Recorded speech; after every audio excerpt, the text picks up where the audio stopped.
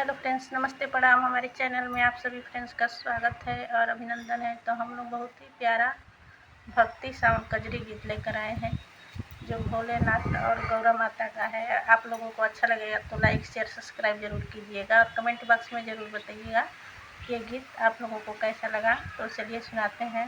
हर हर महादेव, हर हर महादेव।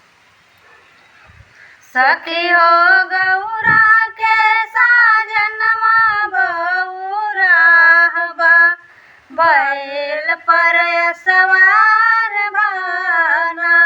सखी हो गौरा के साजनमा बउराहबा, बैल पर सवार बाना।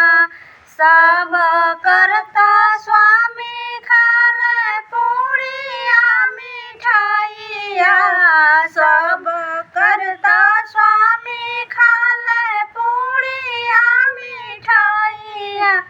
इनकर भंगिया में बसल परानवा, बैल पर सवार बाना।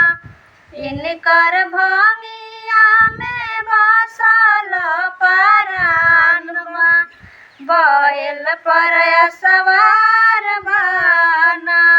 सखी हो गौरा के साजनवा बउराहबा, बैल पर सवार बाना। सखी हो गौरा के साजनवा बउराहबा, बैल पर सवार बाना। सब करता स्वामी पहिरे सूटा बूटा टाइया, सब करता स्वामी पहिरे सूटा बूटा टाइया। इनकर बंगावे के छाला में परानवा, बैल पर सवार बाना। इनकर बंगावा के छाला में परानवा, बैल पर सवार बाना। सखी हो गौरा के साजनवा बउराहबा, बैल पर सवार बाना। सखी हो गौरा के साजनवा बउराहबा, बैल पर सवार बाना। सब कर स्वामी बैठे मोटर गाड़िया, सब कर स्वामी बैठ मोटर गाड़िया।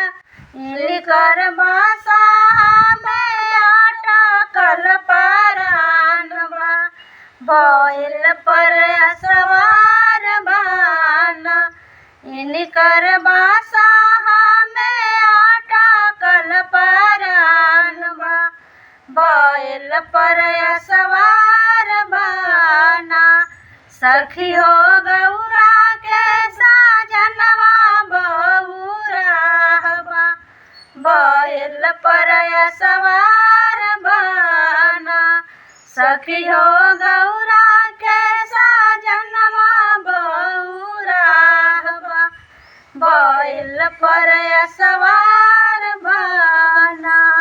सब करता स्वामी रहे महालया टारिया, सब करता स्वामी रहे महालया टारिया। इनकर टूटा ही मड़ैया में परानवा, बैल पर सवार बाना। इनकर टूटा ही मड़ैया में परानवा, बैल पर सवार बाना।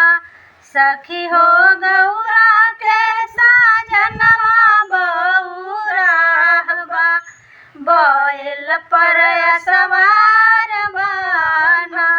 सखी हो गौरा के साजनवा बउराहबा, भइल प्रयासवा